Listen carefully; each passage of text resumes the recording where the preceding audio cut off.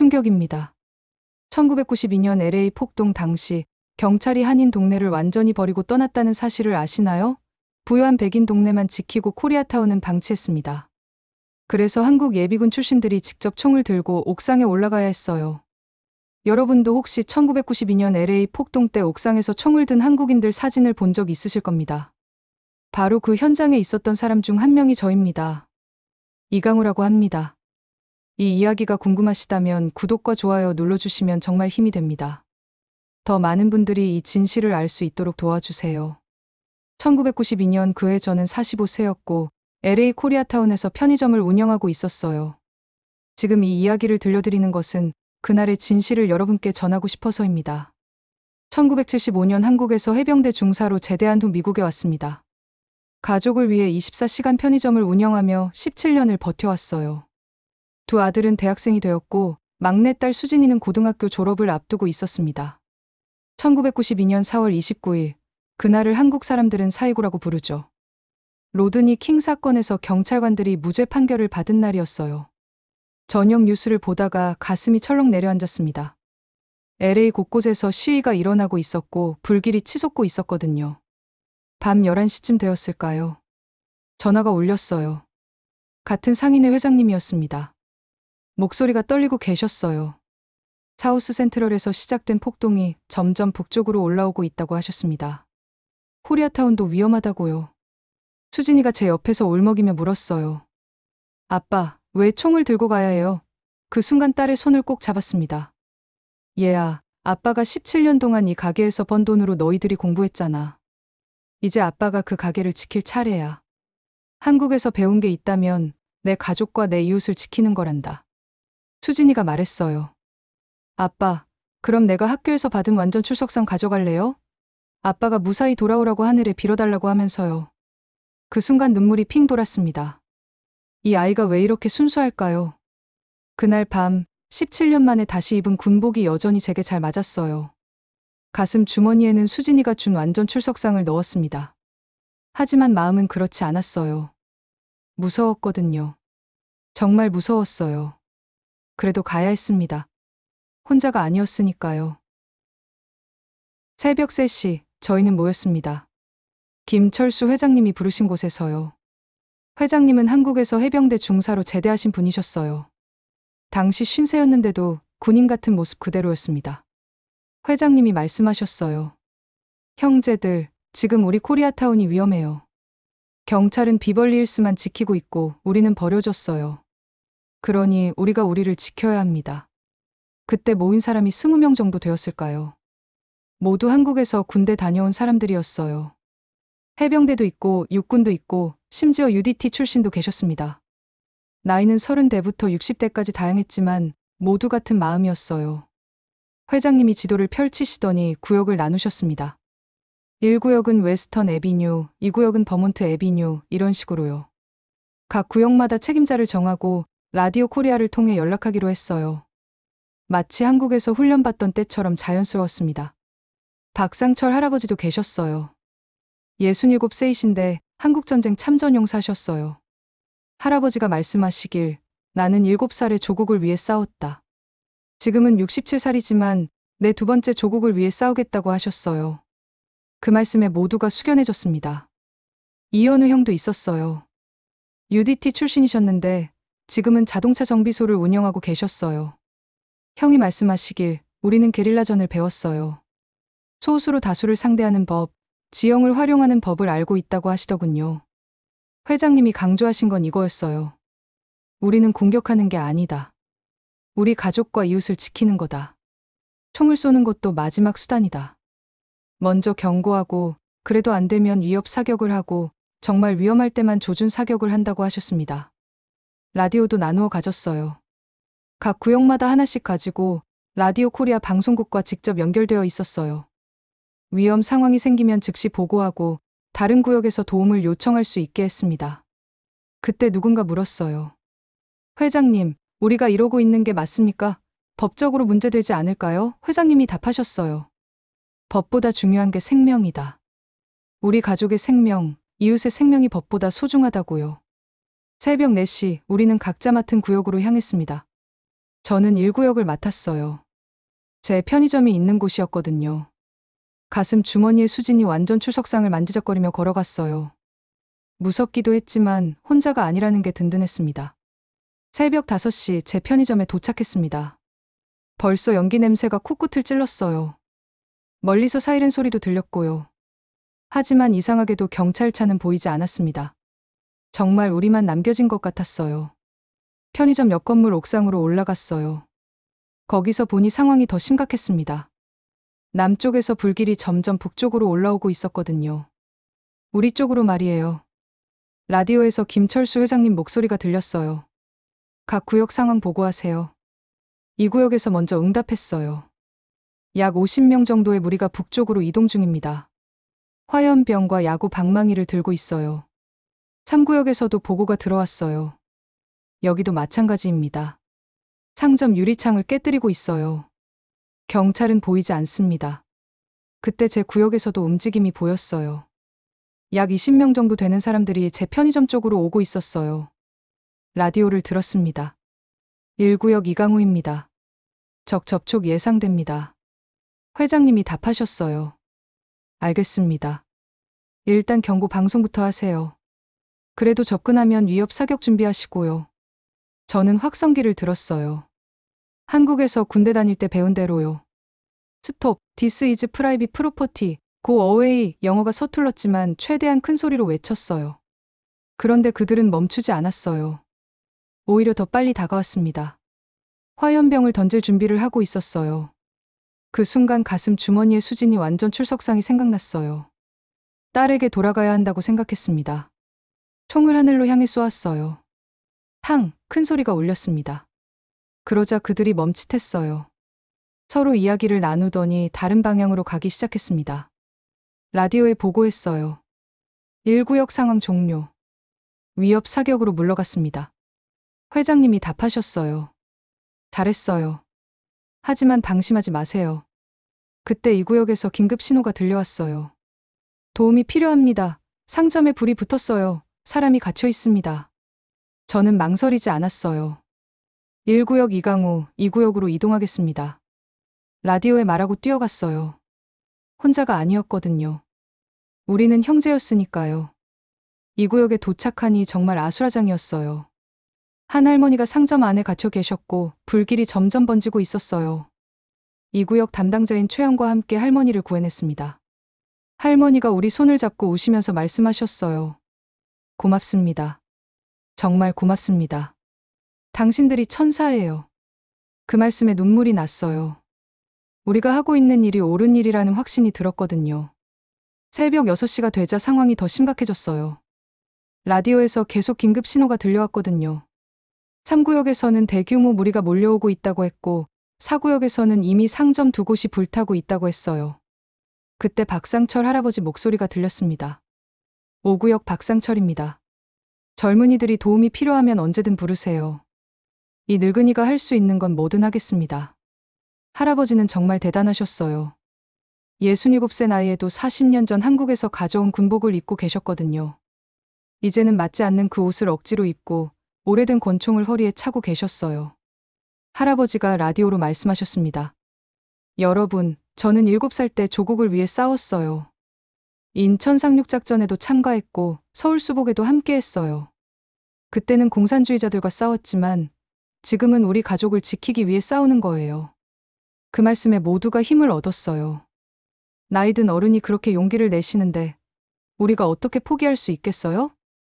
오전 7시쯤 가장 큰 위기가 닥쳤습니다. 캘리포니아 슈퍼마켓 쪽에서 총소리가 들렸거든요. 진짜 총격전이 벌어진 거였어요. 리처드 리형이 라디오로 다급하게 외쳤어요.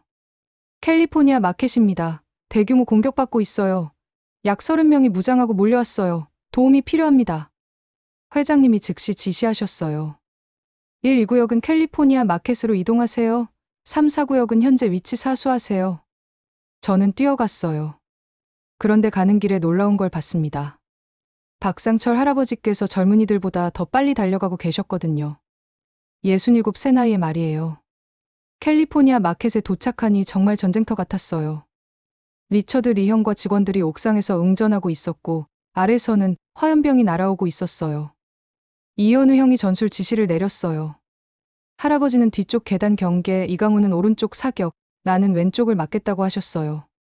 UDT에서 배운 전술이 이때 빛을 발했습니다. 총격전이 10분 정도 계속되었을까요? 그런데 갑자기 아래쪽이 조용해졌어요. 그들이 물러가기 시작한 거였어요. 우리의 조직적인 응전에 놀란 것 같았습니다. 그때 박상철 할아버지가 말씀하셨어요. 젊은이들, 우리가 이긴 게 아니에요.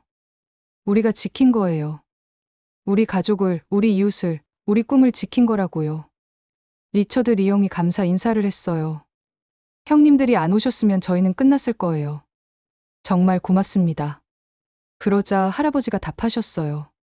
뭐려, 우리는 한 가족 아닙니까? 오전 9시가 되자 정말 예상치 못한 일이 일어났어요. 라디오에서 어린 목소리가 들려온 거였습니다. 라디오 코리아 방송국에 직접 전화를 건 아이였어요. 안녕하세요. 저는 에드워드 송리예요. 18살이고 UCLA 신입생이에요. 지금 뉴스를 보고 있는데 우리 코리아타운이 불타고 있잖아요. 저도 도울 수 있을까요? 방송 진행자가 물었어요. 에드워드, 넌 아직 어리잖니. 위험해. 그런데 에드워드가 말했어요. 저도 한국 사람이에요. 혼자 계신 할머니들을 도와야 하지 않을까요? 그 목소리를 들으니 마음이 먹먹했어요. 제 아들과 비슷한 나이였거든요. 이런 어린 친구까지 나서려고 하다니. 오전 10시쯤 3구역에서 긴급 신호가 들어왔어요. 3번가 근처에 혼자 계신 할머니가 있는데 상점이 포위되었다는 거였어요. 남자 어른이 없어서 도움이 필요하다고 했습니다. 김철수 회장님이 라디오로 말씀하셨어요. 3구역 지원 가능한 사람 있으면 즉시 이동하세요. 저도 가려고 했는데 그때 또 다른 목소리가 들렸어요. 3구역으로 가고 있습니다. 라디오를 들었어요. 할머니를 도우러 가는 중이에요. 에드워드였어요. 그 어린 친구가 정말로 나온 거였어요. 저는 깜짝 놀라서 라디오를 잡았습니다. 에드워드, 거기 가지 마. 너무 위험해. 하지만 이미 늦었어요. 에드워드는 3번가로 향하고 있었고 저희는 멀리 떨어져 있었거든요. 15분 후 끔찍한 소식이 들려왔어요. 3구역에서 총소리가 났다는 거였어요. 그리고 잠시 후 통신이 끊어졌습니다. 저희는 미친 듯이 3구역으로 달려갔어요. 박상철 할아버지도 이현우 형도 모두 함께였어요. 하지만 도착했을 때는 이미 에드워드가 길가에 쓰러져 있었어요. 상점을 지키던 분들이 어둠 속에서 다가오는 그를 폭도로 오인한 거였어요. 아니야, 이 아이는 우리를 도우러 온 거야. 하지만 너무 늦었어요. 에드워드의 마지막 말은 이거였어요. 할머니는 괜찮으세요? 그 순간 모든 사람이 울었어요. 18살 청년이 마지막 순간까지 남을 걱정하다니. 박상철 할아버지가 에드워드를 안으시며 말씀하셨어요. 애야, 미안하다. 정말 미안하다. 내가 영웅이야. 진짜 영웅이라고. 그날 오후 라디오 코리아에서는 에드워드를 위한 묵념 시간을 가졌어요. 모든 구역에서 1분간 조용히 있었습니다. 그 어린 친구의 순수한 마음을 기리기 위해서요. 저는 그때 깨달았어요. 우리가 총을 든 건 싸우기 위해서가 아니라 에드워드 같은 순수한 마음을 지키기 위해서였다는 걸 말이에요. 에드워드가 세상을 떠난 후 저희는 모두 절망에 빠졌어요. 라디오 통신도 한동안 조용했고 각자 자리에서 망연자실하고 있었습니다. 내가 뭘 하고 있는 거지? 이게 정말 옳은 일인가? 그런 생각들이 머릿속을 맴돌았어요. 오후 2시쯤 캘리포니아 마켓 옥상에 있던 리처드 리 형이 라디오로 말했어요. 형님들, 저는 뭔가 잘못되고 있는 것 같아요. 우리가 괴물이 된 건 아닐까요? 손에 든 총을 내려다보며 그런 말씀을 하셨어요. 박상철 할아버지도 목소리가 힘이 없으셨어요. 젊은이들, 내가 이 나이에 또 전쟁을 하고 있다니.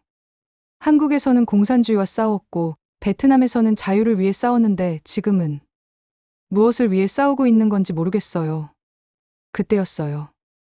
오후 3시경 라디오 코리아 방송국에서 놀라운 일이 일어났습니다. 어린 소녀 한 명이 방송국에 전화를 건 거였어요. 안녕하세요. 저는 조아나 김이에요. 9살이에요. 방송 진행자가 놀라며 물었어요. 조아나야, 어떻게 전화했니? 저는 텔레비전에서 우리 코리아타운이 불타는 걸 봤어요. 정말 슬펐어요. 그리고 라디오에서 에드워드 오빠 이야기도 들었어요. 너무 슬펐어요. 그런데 조아나가 계속 말했어요. 그래서 오빠랑 같이 결정했어요. 우리가 돼지저금통에 모은 돈을 기부하고 싶어요. 얼마나 모았니? 141달러예요. 많지 않지만 우리가 가진 전부예요. 우리 엄마 아빠도 힘들어하고 있어요. 하지만 우리보다 더 힘든 사람들이 있잖아요. 그 순간 라디오를 듣고 있던 저희 모두의 눈에서 눈물이 흘렀어요. 9살 아이가 자신의 전 재산을 기부하겠다고 하다니. 에드워드의 순수한 마음이 조아나를 통해 다시 살아난 것 같았어요. 조아나가 또 말했어요. 에드워드 오빠처럼 저도 도울 수 없지만 이 돈으로 조금이라도 도움이 되었으면 좋겠어요. 그리고 옥상에 계신 아저씨들 정말 고생 많으세요.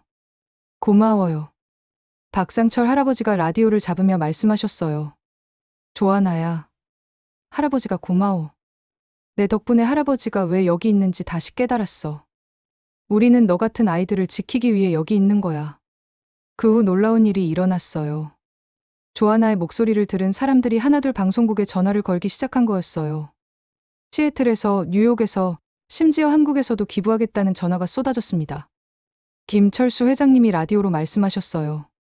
형제들, 조아나 같은 아이가 있는 한 우리는 희망을 잃으면 안 됩니다. 우리가 지키고 있는 건 단순한 가게가 아니라 조아나의 미래예요. 5월 3일 오전 드디어 연방군이 LA에 도착했습니다. 헬리콥터 소리가 하늘을 가득 메웠고 장갑차들이 거리를 달리기 시작했어요. 조지 부시 대통령이 직접 군대를 보낸 거였습니다. 김철수 회장님이 라디오로 말씀하셨어요. 형제들, 이제 우리 임무는 끝났습니다. 연방군이 왔으니 각자 집으로 돌아가세요. 정말 고생 많으셨어요. 하지만 아무도 바로 떠나지 않았어요. 닷새 동안 함께 싸운 전우들과 헤어지기가 아쉬웠거든요. 박상철 할아버지가 말씀하셨어요. 젊은이들, 우리가 해낸 거 맞죠? 우리 코리아타운을 지켜낸 거 맞죠? 리처드 리형이 캘리포니아 마켓 옥상에서 내려오시며 말했어요. 할아버지, 우리가 지킨 건 가게가 아니에요. 조아나 같은 아이들의 꿈을 지킨 거예요. 5월 4일 마지막 총성이 멈췄습니다. 공식적으로 폭동이 끝난 거였어요. 저는 17년 만에 다시 입었던 군복을 벗었습니다. 가슴 주머니에서 수진이의 완전 출석상을 꺼내며 생각했어요. 이제 딸에게 돌아갈 수 있구나. 그런데 5월 7일 놀라운 일이 일어났어요. 사흘 전까지 총을 들고 있던 저희가 빗자루를 들고 거리로 나온 거였습니다. 누가 먼저 시작했는지는 모르겠어요. 자연스럽게 모인 것 같아요. 우리는 평화를 원합니다. We want peace. 처음에는 몇백 명이었어요. 이강호도 있었고, 리처드 리형도 있었고, 박상철 할아버지도 지팡이를 짚고 나오셨어요. 그리고 에드워드 송리의 어머니도 계셨습니다. 어머니가 에드워드 사진을 들고 계셨어요. 그 사진 아래 이렇게 쓰여 있었어요. 에드워드 송리, 영원한 평화의 전사. 그 글씨를 보니 또 눈물이 났어요.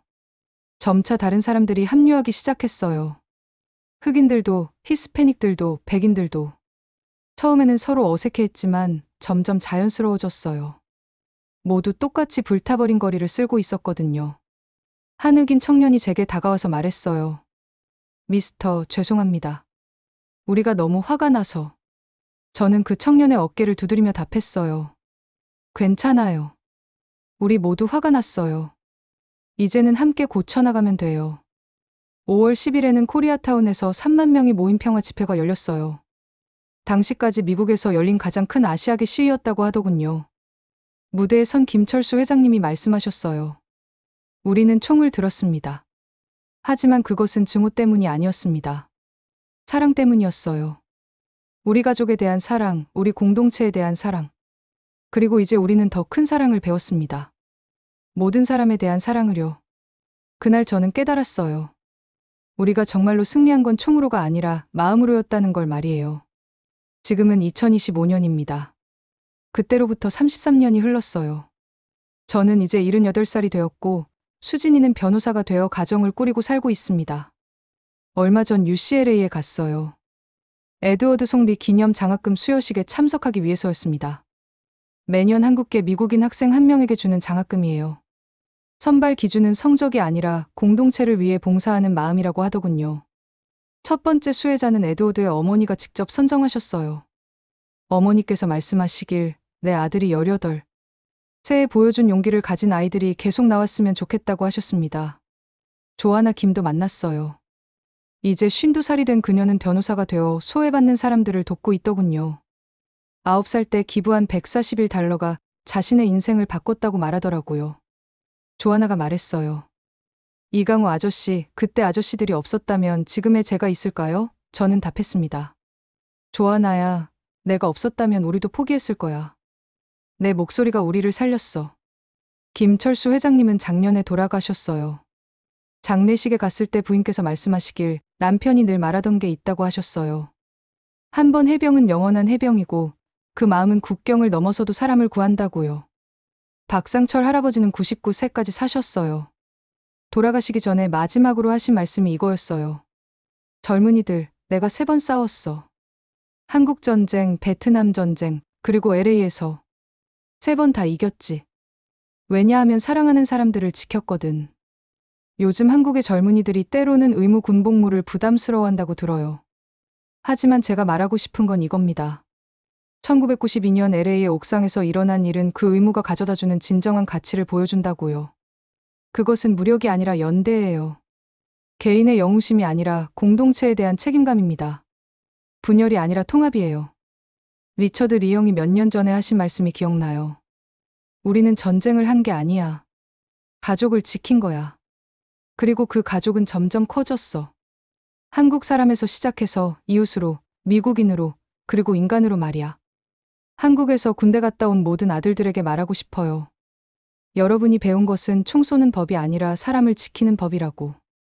그리고 그 마음이 있는 한 여러분은 어디서든 영웅이 될 수 있다고요. 지금도 전 세계 곳곳에 살고 있는 800만 한인들이 있어요. 혹시 어려운 일이 생기면 기억하세요. 우리는 혼자가 아니라는 걸 말이에요. 한 번 대한민국 국민은 영원한 대한민국 국민이고 그 마음은 어디서든 빛을 발한다는 거려. 에드워드야, 내가 보여준 순수한 마음을 우리가 계속 이어가고 있어. 조아나야, 내 목소리가 지금도 많은 사람들에게 희망을 주고 있어. 그리고 함께 싸운 모든 형제들, 우리가 지킨 건 정말 소중한 것들이었어.